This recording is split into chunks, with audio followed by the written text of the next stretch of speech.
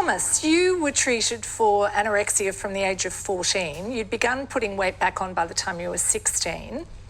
What happened after your weight stabilised when you were about 19? What happened then? My weight stabilised for about 2 years, and then after that I sort of fell into that whole clean eating obsession, and part of my brain rationalised, look, I've been down this eating disorder path, I don't want to go down that again, but I'm still anxious around food, and I still have thoughts continuously about food, about diet, about exercise.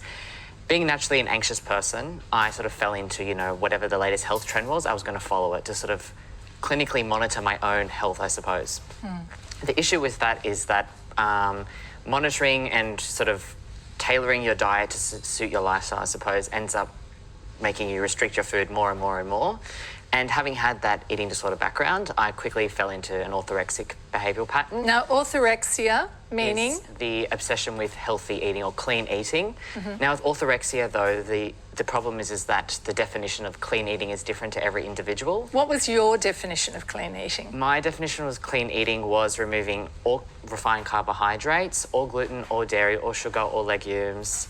Anything that pretty much didn't fit into a paleo lifestyle was basically off limits 100% of the time. And you got that from media, just from reading stuff yourself? Yes, or? all the blogs on the internet, the Instagram accounts, the websites, all these sort of obviously health blogs and trends that are on face value quite harmless, it seems, but there's a lot of people who follow it like a cult, and it is becoming like the new religion, these health trends where it is a very much, you know, vegetarians versus the paleos and sort of all these different kinds of diets where everyone thinks that they have the answer. And the answer... But you transferred, really, what had gone on with your anorexia. You kind of transferred your fixation Correct. to health and to Correct. what you call clean eating. Yes, it became a very easy way to sort of fall into old habits, but in a much more socially acceptable manner, I suppose. What were you actually eating then?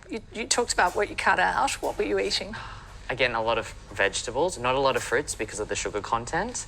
So I was basically eating lean protein, so I suppose sort of like chicken, fish, lots of tuna as well, and lots of vegetables, and cutting out any sort of vegetables that were considered in the media as potentially hazardous. For example, a lot of the nightshades, so potatoes and capsicums, and sometimes even at one stage tomatoes, because I read that they could cause inflammation in the body. How much was what you were eating changing depending on what you were reading? Like, was this changing all the time, or was it fairly stable? To me, it was stable, but of course it wasn't. I thought sort of when I read something that was potentially hazardous, it just was out, it was cut out. And to me, that made it made logical sense, but nobody else around me was doing the same thing. And I sort of, at the stage, just felt as if they were less informed than I was. They weren't doing the research, you know, they were very ignorant about what was happening, and they just needed to catch up. Your mum is dying to talk here. She's dying to say something. It would depend on what Thomas had read. So because he had been down the path of anorexia, whatever he wanted to eat, I would make sure we had plenty of it. But it would change. So we'd end up with all these things left because he'd read something else on the internet, and that wasn't considered healthy this week, I would say. So what he thought was healthy would change basically from week to week. And I'd be saying, you need to eat this, you don't need to restrict your food like that, it's not healthy, but he couldn't see that. How old were you when you first started thinking about food and your weight? Oh gee, I probably would have been about 12 to 13 years old when I first became quite conscious of my weight. As a child, I was quite heavily overweight, and I was bullied for that as well. So From what age? I was overweight from probably the age of about 6 or 7, all the way till as a teenager when I lost the weight. So during that entire sort of childhood period, I didn't know what it felt like to be at a normal weight or what was considered a healthy weight. So what was your relationship with food like when you were a child? For me, it was always almost a little bit too obsessive. I would even say as a child, I can remember at times my mum coming up to me as a child at parties and saying, "That's enough now, Thomas. You know, step away from the food table. You've had enough lollies now." That sort of thing. So a lot of mums say that, yeah. particularly about lollies. Yeah. Correct. But I think over time, obviously, I've always just had that relationship, and I feel that some people do have a stronger relationship overall. Some people So you feel like you were more engaged in with food thinking overall, about yes. food? Marie, when did you first realise something was wrong in Thomas's relationship with food? Not until he was 14. Going on Anorexic. 15, yeah. yes. And initially we were all saying how terrific he looked, like the other girls said, and encouraging him, I guess. But then just by looking at him, I knew that it had gone far too far. How did you deal with the whole question of food and eating at home as a mum? I used to try to have healthy options as much as I could, and he has 2 younger brothers, and they say now they used to be devastated that they were the only children at school without chips in their lunchbox, because I didn't want Thomas to have it, so I didn't give it to them either. Thomas, having had anorexia, and had to address that when you were 14, when did you realise you needed help again?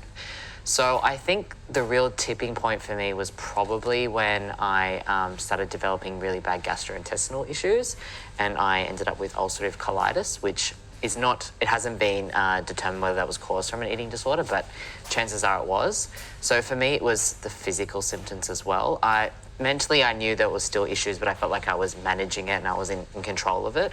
But it wasn't really until I was physically really feeling quite sick and feeling as if I was actually slowly killing myself through this process that it really did alarm me. So that really was the factor that drove you to get treatment? I think so, because I the second time round with orthorexia, I didn't really seek external treatment. I was able to sort of pull myself out of that myself through sort of doing a lot of rather than seeing a sort of a psychologist or following a more traditional pathway, I was reading a lot of self-help books.